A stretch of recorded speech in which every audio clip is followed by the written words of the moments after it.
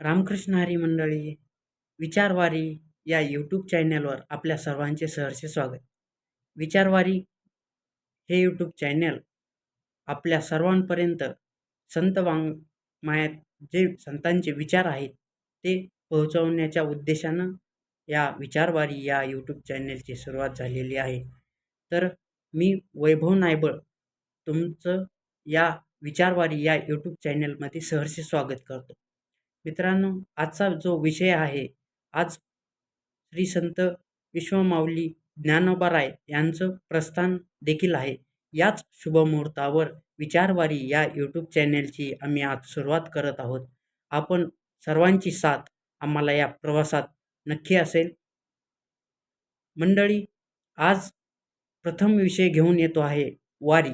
वारीचा इतिहास आणि वारीचा संदर्भ या संदर्भात आज आपण चर्चा करणार आहोत. तर मंडळी, वारी ज्ञानोबा तुकाराम या आदी संतांची वारी ही कशी चालू झाली आणि या वारीमागचा इतिहास काय आहे, तर आज आपण जाणून घेणार आहोत. वारी ही सर्वप्रथम संत श्री श्रेष्ठ जगद्गुरू तुकाराम महाराज यांचे धाकटे चिरंजीव तपोनिधी नारायण महाराज देवकर यांनी आपल्याला वारी आषाढीची देऊ केली आहे. त्यांच्याच संकल्पनेतून वारीचा प्रवास पुढे झालेला दिसतो. 1600च्या शतकामध्ये ज्यावेळेस मुघलांचं साम्राज्य होतं, त्यावेळेस तपोनिधी नारायण महाराज देवकर यांनी श्री संत तुकाराम महाराज यांच्या पादुका पालखीमध्ये घालून पंढरीकडे पायी वारी करण्यास सुरुवात केली. नारायण महाराजांनी श्री संत तुकाराम महाराजांच्या पादुका तर घेतल्याच, परंतु आळंदीवरून ज्ञानोबारायांच्या देखील पादुका त्या पालखीमध्ये होत्या. या दोन्ही संतांच्या पालख्या एकाच पालखीत या पादुका दोन्ही संतांच्या पंढरीकडे प्रस्थान करत असत. पण वाटेमध्ये जात असताना काही लोक विचारत असत की या पालखीमध्ये काय आहे, तर लोक सांगत की या पालखीमध्ये ज्ञानोबा तुकाराम आहेत.